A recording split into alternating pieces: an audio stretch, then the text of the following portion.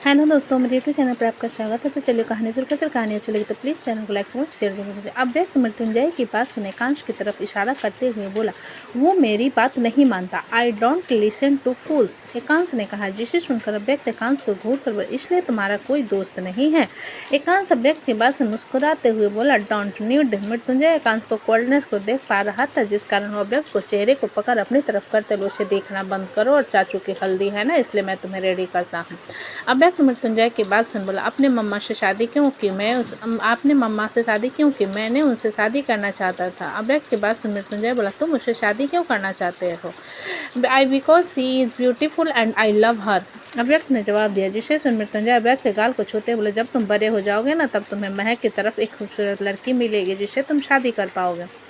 अव्यक्त मृत्युंजय की बात सुनकर, वो मम्मा की तरह स्वीट होगी, जिस पर पीछे से एकांश बोला, डायन होगी डायन। एकांश की बात सुन अव्यक्त मृत्युंजय से दूर होकर एकांश के पास आकर उसे बिस्तर पर धकेलते हुए, मैं मारूंगा, ये देखकर एकांश अव्यक्त के पैर को खींचे उसे बिस्तर पर गिरा। उसके पैर ऊपर आकर बैठते हुए बोला, मैं नहीं मारूंगा। अव्यक्त एकांश की हरकत पर रोते हुए मृत्युंजय से बोला, मुझे गिरा दिया। अव्यक्त के रोने पर मृत्युंजय महक से बोला, अपने छोटे भाई से हार जाता है और रोना शुरू कर देता है ये। महक मृत्युंजय के बाद सुन बिस्तर की तरफ जाते हुए बोले, एक तो दोनों को झगड़ता हुआ देख रहे हो, छुड़वाना है नहीं, और ऊपर से मुझसे शिकायत कर रहे हो, जब बच्चे आपकी तरह नहीं होते। मृत्युंजय महक के बाद सुन चिढ़ भरी आंखों से उसकी तरफ देखने के बाद अव्यक्त को अपनी गोद में उठाते हुए महक से बोला, इसको मैं रेडी करता हूँ, तुम उस वाले को रेडी करो। अंश, माई नेम इज अंश। एकांश ने कहा, जिसे सुन मृत्युंजय अव्यक्त के कपड़े को निकाल अपना सर हिलाता, मुझे पता है, मेरे ही खून का अंश हो। अव्यक्त मृत्युंजय की बात पर, आपका खून पीता है ड्रैकुला है। अंश, सच में ड्रैकुला है। अव्यक्त की बात सुन एकांश अपने बॉडी में मॉइस्चराइजर लगा रही अव्यक्त की तरफ देख, मम्मा क्या मैं अभी को मार सकता हूँ? महक एकांश की बात अपना सर नहीं में हिला कर बोले, बिल्कुल नहीं, वो बड़ा है, लोगों से ज़्यादा उलझता नहीं, इसलिए तुम्हें अपने भैया को सपोर्ट करना चाहिए, ना कि उसे मारना चाहिए। मृत्युंजय अव्यक्त को उसका कुर्ता पहनते हुए महक की बात सुने एकांश से बोला, अंश, तुम्हारे इतने सारे भाई है, अवी और शिव तुम्हारे बड़े भाई है, इनकी बात सुनना, और अद्विक प्रणव त्रिजल साध्वी को हमेशा प्रोटेक्ट करना, क्योंकि वो तुमसे छोटे हैं। एकांश मृत्युंजय की बात बोला, आई विल नॉट। एकांश के एटीट्यूड को देखकर मृत्युंजय ने निराशा से अपनी गर्दन हिला दी और अव्यक्त को पूरी तरीके से रेडी करके बोला, now you are get ready. Ekansh Mrityunjay के बाद से एक नज़र अव्यक्त की तरफ देखने के बाद खुद को देखने लगा, जिसे अव्यक्त के जैसे कपड़े पहने थे। ये देखकर एकांश अपने कपड़े को खींचते हुए महक से बोला, निकालो इसे, I will not wear this. Mrityunjay Ekansh की बात सुनकर, मैं भी तो पहन रहा हूँ, देखो। ये कहकर मृत्युंजय ने भी पीले रंग का कुर्ता उठाकर पहन लिया, जिसे देखते हुए एकांश अपना सर नहीं में हिलाकर बोला, I am not a copy cat, निकालो।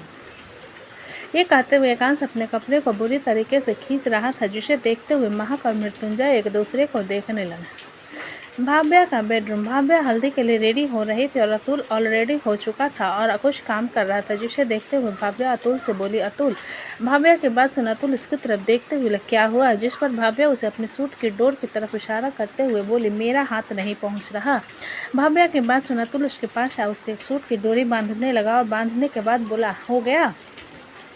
इतना कहकर अतुल जाने लगा तो भाव्या उसके हाथ को पकड़ उसके पास आने लगी, तो अतुल अपने कदम पीछे से भाव्या को दूर करते हुए बोला, मूड नहीं है, रेडी हो जाओ। अतुल के बाद भाव्या उसकी तरफ देखते हुए, क्या हुआ अतुल, कल रात से तुम मुझसे बात नहीं कर रहे हो? भाव्या की बात सुन अतुल गहरी सांस भर कर बोला, क्या बात करूं मैं तुमसे? भाव्या अतुल की बात सुनकर, क्या मतलब तुम्हारा? अतुल अपना सिर नहीं में हिला कर, कुछ नहीं, तुम रेडी हो जाओ, नीचे फंक्शन शुरू होने वाला है। जिसे सुन भाव्या अपना सर नहीं में हिला कर बोले, मुझे नहीं जाना किसी फंक्शन में, मैं नहीं जाऊंगी, तुम्हें जाना है तो तुम जा सकते हो। भाव्या मैं ऑलरेडी परेशान हूँ, तुम यहाँ सीन क्रिएट क्यों कर रही हो? अतुल ने अपने सब्र को खोते हुए कहा, जिसे सुनकर भाव्या अतुल को हैरानी से देखते हुए बोले, मैं कहाँ सीन क्रिएट कर रही हूँ, किस बात से परेशान हो, बात मुझसे शेयर करोगे तब तो। तुम्हारे एक्स बॉयफ्रेंड का नाम विप्लव सारंग है?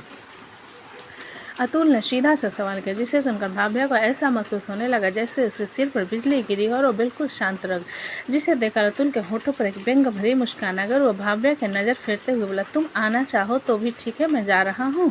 अतुल के बात सुन भाव्या जल्दी से उसके हाथ को पकड़ते हुए, Atul listen to me, I wish bullshit sold listen to you. और कौन सा नया बहाना बनाने वाली हो? अतुल ने अपना हाथ छोड़ा, जिस पर भव्या जल्दी से अतुल के दोनों हाथों को पकड़ते हुए बोली, मैं कोई बहाना नहीं बना रही। Please listen to me. I don't know how I start getting attract towards him. लेकिन मैं तुमसे प्यार करती हूँ। अतुल भव्या के पास से देखते हुए, रियली? तुम दोनों ने एक दूसरे को एक साथ डेट किया है? भव्या और मैं बेवकूफ़ फॉरेन में रहकर सोच रहा था कि तुम मेरा इंतज़ार कर रही होगी। हाँ, तुम नाराज़ हो मुझसे, लेकिन तुम ऐसा नहीं कर सकती। लेकिन तुम भी बाकी लड़कियों की तरह निकली। जिसे सुनकर भाभी अपना सर जल्दी से नहीं में हिलाते हुए, मैं विप्लो के लिए कुछ भी फील नहीं करती थी। उसने मेरे भाई को मारा, मुझे ज़बरदस्ती ब्लैकमेल किया कि मैं उसे डेट करूं, वरना वो मेरे भाई को मार देगा, इसलिए मजबूरन मुझे उसे डेट करना पड़ा। ये कहते हुए भाभ्या की आंखों से आंसू निकल रहे थे, जिसे देखते हुए अतुल बोला, तो तुमने मुझे इस बारे में बताया क्यों नहीं? क्यों छुपाती रही मुझसे पूरे 4 साल? क्योंकि मैं तुमसे बहुत प्यार करती हूँ और मैं तुम्हें खोना नहीं चाहती। भाभ्या अतुल के हाथों को अपने होठों से लगाते हुए कहा, जिस पर अतुल एक गहरी सांस भरते हुए, मैं बहुत परेशान हूँ भव्या, मुझे खुद समझ नहीं आ रहा कि कहाँ पर कमी रह गई। मेरा तुमसे दूर जाना गलत हो गया या मैं तुम्हें वो प्यार नहीं दे पाया। अतुल के बाद पर भव्या अपना सर नहीं में हिलाता, तुम बहुत अच्छे हो अतुल, और मुझे तुम्हारे जैसा लाइफ पार्टनर कहीं नहीं मिल सके। प्लीज़ भूल जाओ सब कुछ। भव्या की बात सुन अतुल उसे देखते हुए, तुम भूल चुकी हो विप्लव सारंग को? जिसके जवाब में भव्या जल्दी से अपना सर हिलाते हुए, हाँ, वो मेरी ज़िंदगी के किसी भी हिस्से में मायने नहीं रखता। अगर कोई मायने रखता हो तो सिर्फ तुम हो। जिसे सुनकर अतुल अपना सर हिलाते हुए, फाइन, तुम रेडी हो चुकी हो ना, तो चलो नीचे चलते हैं। इतना कहकर अतुल भाभ्या के हाथ को पकड़ उसे लेकर नीचे की तरफ चला गया। गार्डन में हल्दी फंक्शन गार्डन में ऑर्गेनाइज किया गया था। सभी लोग आ चुके थे और सब ने पीले रंग का कॉस्ट्यूम प्रिपेयर किया था, जिस कारण वो सभी किसी सनफ्लावर की तरह दिख रहे थे। जब मृत्युंजय एकांश को अपनी गोद में पकड़े वहाँ पर आया, एकांश का चेहरा बुरी तरीके से लाल था, जैसे वो बहुत ज़्यादा रोया हो, और उसने ब्लैक कुर्ता और चूड़ीदार ब्लैक पैजामा पहना था, जिस कारण वो वहाँ सबसे अलग लग रहा था। लेकिन उसके क्यूटनेस भरे चार्म के कारण उसकी खूबसूरती में 4 चांद लग गए थे। जब कशिश राशि के साथ वहाँ आ गया और मृत्युंजय को एकांश की तरफ इशारा कर, इससे क्या हुआ, बहुत चुपचाप लग रहा है। जिसके जवाब में मृत्युंजय आंखें रोल करते हुए, हर बच्चे की दिक्कत जिद तो ऐसे करेंगे जैसे उनके रोने गाने पर माँ बाप चांद तारे तोड़ कर ले आएंगे। क्यों इसने तुझे चांद तारे मांग लिए? कशिश ने सवाल किया। जिसे सुनकर मृत्युंजय अपने सर नहीं में हिला, आज हल्दी है तो सब पीले रंग का कपड़ा पहन रहे थे, तो ये रोने लगा कि इसे नहीं पहनना है, इसे नहीं पसंद। फिर क्या, मैंने डांट दिया तो रोते हुए बैठ गया, तो फिर आखिर में थक हार कर इसे पहनाया गया। राशि मृत्युंजय की बात सुनते एकांश की तरफ देख मुस्कुरा कर, तुम अच्छे लग रहे हो अंश। जिसे सुनकर एकांश ने अपना सर हिला दिया तो कशिश मृत्युंजय की तरफ देखते हुए, मैंने नीरज को इनवाइट किया है, पिछले 3 साल से हम नहीं मिले। मृत्युंजय कशिश की बात सुन अपना सिर हिलाता हुआ, ठीक है, तो कब तक आ रहा है तुम्हारे गेस्ट? अगर पीछे मुड़कर देखो तो हम आ चुके हैं। पीछे से आवाज़ है। मृत्युंजय और कशिश ने आवाज़ सुनकर पीछे की तरफ देखा तो नीरज अपनी वाइफ मनु के साथ खड़ा हुआ था। उसकी वाइफ बेहद खूबसूरत थी और काफ़ी मस्कुलर थी, क्योंकि एक पुलिस ऑफिसर थी। जिन्हें देखकर मृत्युंजय हल्का मुस्कुराते हुए, nice to meet you mister Kundra, long time no see. Mrityunjay के बाद पर नीरज अपना सर हिलाते हुए, मैं भी यही कहना चाहूँगा। फिर अपनी वाइफ की तरफ इशारा करते, meet my wife Manu Neeraj Kundra. जिसे सुनकर कशिश अपना सिर हिलाते हुए, हेलो भाभी जी। जिसके जवाब में मनु अपना सर हिलाते हुए बोली, हेलो, वैसे आपकी वाइफ कहाँ है? फिर राशि की तरफ इशारा करते हुए बोली, ये आपकी बेटी है, काफ़ी बड़ी हो गई है, मैंने अभी के फ़ोन में इसकी तस्वीर देखी। कशिश मनु की बात सुन अपना सर हिलाते हुए, हाँ, ऑफिस में जब दोनों छोटे थे तब दोस्त थे, अब तो बड़े हो चुके हैं, पता नहीं क्या होगा। मित्तल अंकल, मैं किसी को खुद को भूलने नहीं देता। एक डीप सी आवाज़ आई, जिसे सुनकर कशिश ने नीरज के पीछे देखा तो 6 साल का अभिमन्यु अपने पेट के पॉकेट में हाथ डाल चला आ रहा था। जिसे देखकर कशिश धीरे से बोला, अब पछता रहा हूँ कि मैंने क्यों इन्वाइट किया, मैं भूल गया था कि इसका एक कमीना सा बेटा है।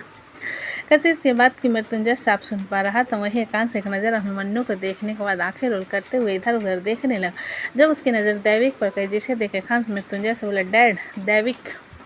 मृत्युंजय एकांश के बाद उसे नीचे उतारते हुए, ठीक है, झगड़ा मत करना, आराम के साथ फ्रेंडशिप करना। जिसे सुनकर एकांश अपना सर हिलाते हुए दैविक की तरफ अपने छोटे कदम बढ़ा दिए, और जब अभिमन्यु के बगल से गुजरा तो अभिमन्यु ने इसे देखकर आईब्रो छू, लेकिन एकांश ने उसे इग्नोर कर दिया। जिसे देखकर अभिमन्यु की आंखें छोटी हो गई। जब मन्नू अभिमन्यु की तरफ देखते हुए बोले, अभी देखो तुम्हारी दोस्त अभिमन्यु मन्नू की बात सुन नीरज की तरफ देखते बोला, डैडा मैं राशि के लिए गिफ्ट लाया था, कहाँ है?